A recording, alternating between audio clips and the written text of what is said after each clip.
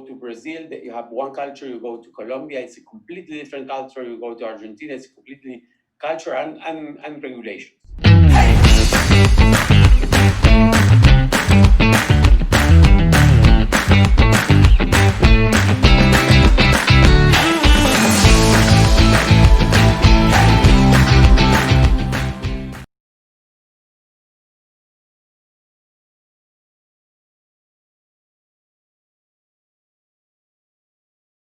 Sergio Fogel, thank you so much for being on my show. Good afternoon. Good afternoon, good morning for me. Good morning. Yeah, so how are you? I mean, you're in Uruguay now. How is everything with COVID? Oh, this is like an island. It's we have very few cases. There's not a single person right now in hospital. Wow. Uh, Okay. it's amazing. Okay, so what I love about this is that this is actually going to be showed in a few weeks. So this is always a fun test to see how things are now. And then in a few weeks, when this gets published to our page, we're going to see what actually happens. But let's be optimistic and see that I'm everything going is to fine. bet that when this show is aired, we have 0 cases. Incredible. Funnily enough, or actually not funny, pretty sad. I had a show with an entrepreneur from Israel about a month and a half ago when there were 0 cases, and he said, "Yeah, everything is fantastic, it's great." And then I said, "Well, let's wait and see what happens." And the show is gonna air this week. And the first sentence is that, and I say on the show, "Well, let's be optimistic," but obviously we know what's happening in Israel now, so we're gonna give it another try. Sergio, I want to spend as much time as we can talking about emerging markets. You're an expert in digital in fintech, and you're one of the most renowned innovators and entrepreneurs of Uruguay and Latin America. A limited partner at J Ventures where we work together. So much is going on. You're dealing with one of the most incredible industries, one of the most fascinating industries, because you're actually dealing with revolutionizing people's lives in the way they interact with businesses and consumers. I traveled to Mexico last year with one of my best friends from Stanford. I noticed how the credit card revolution and digital banking revolution is just starting out. It was incredible. Please tell me a little bit more about you and what is dLocal. Okay, so where do I start? Let me first tell you a bit about myself. I was born here in Uruguay. I did Aliyah. I went to live in Israel when I was 20 years old. Studied at the Technion, worked for IBM. Then I went to do my MBA at INSEAD in France. Mm-hmm. Very international school. Yeah. And then for family reasons, we wanted our kids to grow near their grandparents. So with my wife, we decided, it was very tough decision. We decided to move back to Uruguay, but we felt all the time very attached to Israel, where we lived for almost 10 years. Wow. And because of INSEAD, we were always very international. We just love to travel and visit the world and meet different people and cultures and so on. Yeah. So after a stint working for large companies, we set up our first venture together, my wife and myself. So I'm going to give you one big piece of advice: never do a company with your wife or loved one, because you put too much at risk. That was a very bad idea. I've heard that quite a few times. Yeah. Don't mix the two things. Also with best friends, don't start a company with your best friend. Yeah. That's a good idea. So first company was a failure. Then my second one was a telecoms company, a voice over IP company, which we started back in the year 2000, and it's still running. Very small, because who uses voice over IP? We did long distance international phone calls. So I guess no one does international phone calls anymore. And then 12 years ago, we started Astropay, which then we spun from that company. We spun off dLocal. But before you tell me what these are, I want you to tell me a little bit about the market. Latin America, hundreds of millions of people, coming from Israel and from North America. it's a different market, it's a different lifestyle, different mentality. What is happening in terms of fintech and the way consumers are interacting with small businesses up until Astropay and dLocal come into the market? Okay, so first of all, you need to take into account that there is not a country called Latin America. It's very, very different. You go to Brazil, you have one culture. You go to Colombia, it's a completely different culture. You go to Argentina, it's a completely culture and regulations. Right. And when we talk about fintech, regulators play a very, very big part. Of course. So you go to Brazil and you'll find that almost everybody has a credit card or a debit card. But you go to some other countries and you see that credit card penetration is quite low. Right. Now, something that is quite common to all these markets, and not only these markets, we also work in countries like India or Indonesia or Africa. Something that happened is that you see many countries where credit card penetration is very low, and they are completely leapfrogging the credit card and going straight to wallets. Straight to digital wallets. Yes. Yep. So the biggest case, greatest example is actually China. You go to China. I was there late last year, and nobody's carrying a wallet anymore. So people, it's the mobile phone. Yep. And you go to a restaurant, you pay scanning a QR code. You go to a store, again, it's WeChat Pay everywhere. Yep. Maybe Alipay, but it's all incredible. Yeah.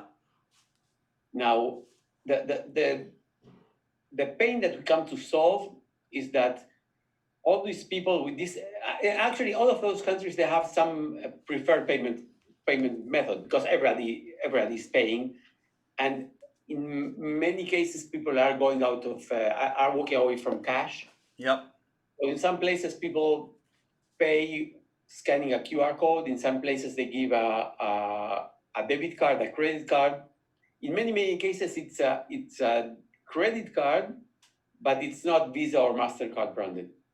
So you go to Argentina, you have many people with a card called Tarjeta Naranja.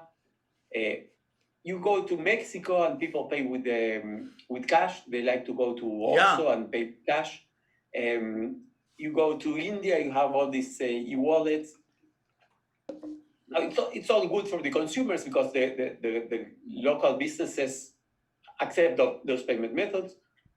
But when an international merchant goes, we call merchant actually to anyone who accepts payments. Right. A company that wants to sell into these markets, and we are talking about very, very, very big markets, you go and you sell into those markets, and you find that people either do not want to pay with a credit card if they have it, or they cannot pay.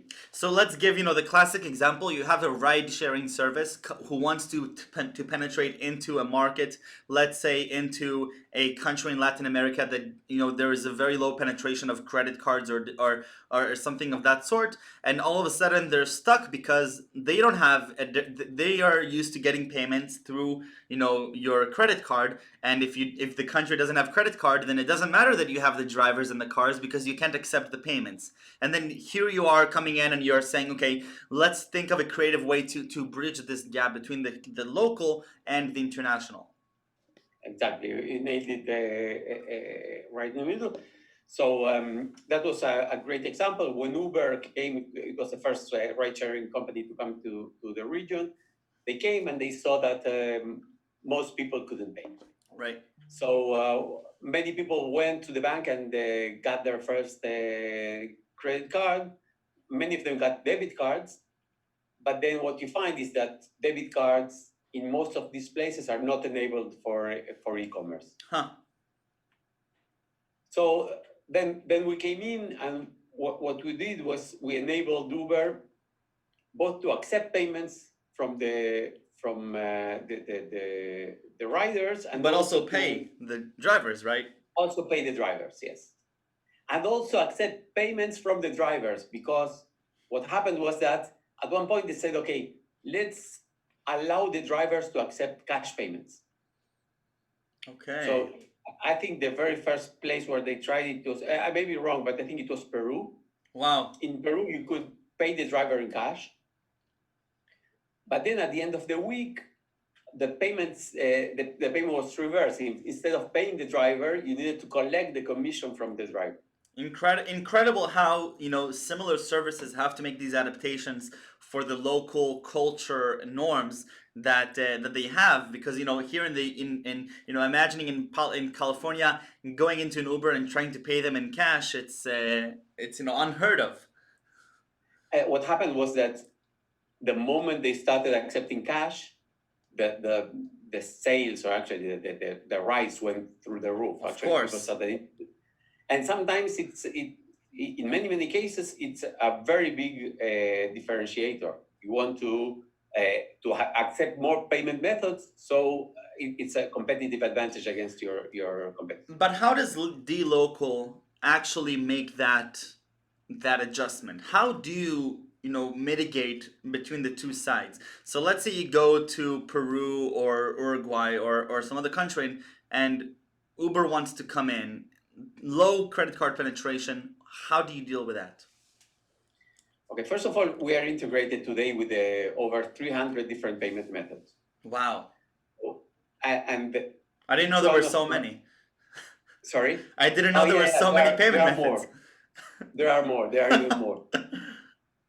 So each one of our customers would call the merchants, which is the companies, they decide which type of payment methods they want to accept. And of course, there are different fees for the different payment methods. So you have different networks and local credit and debit cards and bank transfers and wallets.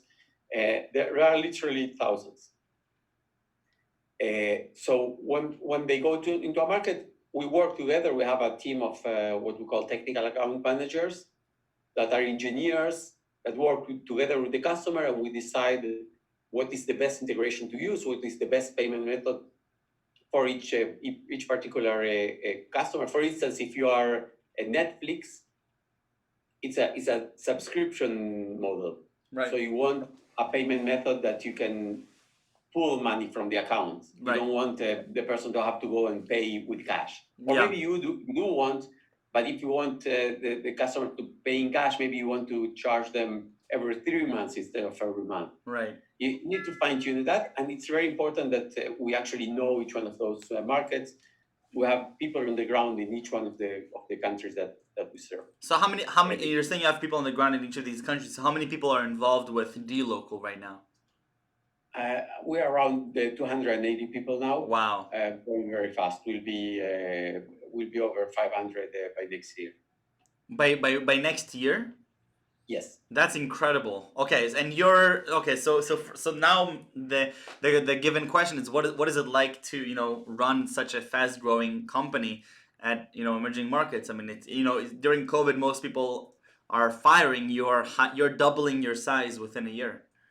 Yeah, we hired since COVID started. We've hired I don't remember the exact number, probably around 30 people. It's very challenging to bring people in when you cannot be face to face with them. Of course. And keep the culture. It is hard. For me, it's very easy because I'm no longer a CEO of the company. We have a CEO who is much younger, and he lives in Israel, by the way. But it is very, very challenging. We have lots of very young people. Our CEO is, I believe, 29 years old. I'm not sure if he's 30 yet. But isn't it challenging that the leadership team has to, when you're thinking of a new market to enter, or the new adaptations you have to make to different emerging markets, you have to really understand their culture. You have to be you need to be local, right? dLocal, you need to be local to that market. So how do you mitigate the fact that the leadership team perhaps is from Israel, or is from different places in the world, and all of a sudden they have to make strategic decisions based on an emerging market that they don't necessarily empathize with? We travel a lot. We have local people. Probably the most challenging market for us was China, actually. And what we did in China is we recruited a team over there. Of course, we started with one key person, but we recruited a team of around 15 people. And we sent a few people that were working with us for a long time, which are living in China. So we try to mix the company culture with the local culture, so Wow. they both work together. It's not easy. It is quite challenging. But again, we do have local people in each one of the markets because that's the only way that we can really understand the markets. Amazing. Okay, And we talk to me travel a a little bit. lot. We get together once a year with all the team, and we work very hard on the culture and interaction between the people. Wow. Okay, Sergio, talk to me a little bit about entrepreneurship and innovation in Latin America. What is the scene like? Where is it headed? And what are some of the most exciting opportunities that I could be excited about as a young entrepreneur? Let's say if I want to enter this market and to make an impact, a good impact on the market as a whole. Well, first of all, I'm a very firm believer that entrepreneurship is it's everywhere. And actually, the more challenging the environment, the more entrepreneurship you have. You go to I don't know, you go to a place like India, for example, and everybody needs to be entrepreneurial because otherwise, even I don't know, doing some basic tasks that in the US are so simple, Right. requires you to be creative and finding your ways around it. Definitely. So I think that entrepreneurship and innovation happens everywhere. It's no longer something that comes out of the Silicon Valley. And I think that post-COVID, after companies got used to hiring remote, the moment that you're hiring remote, the border doesn't mean anything anymore. Nothing. So if you're going to hire a remote, the person can be sitting, I don't know, in Sunnyvale, or in New York, or in Argentina. It doesn't make any. So you expect this to accelerate the productivity of the markets that until now didn't have access to a lot of these companies because of geography. Now the engineers over there and the people who are able to work in tech, they can work, and they often work at cheaper prices, right? Absolutely. I mean, it doesn't have to be cheaper prices, but it's as a company, it opens the whole world, and there is talent everywhere. Everywhere, right? And for every, I don't know, for every Uruguayan that is working in the valley, there are 10 other Uruguayans that are as talented, and that they don't want to leave. They want to live. No, of course. And in when I mentioned the cheaper prices, I meant it only in the sense of here my friends are paying $2,500 a month rent plus $20 a meal to 3 times a day to just to eat.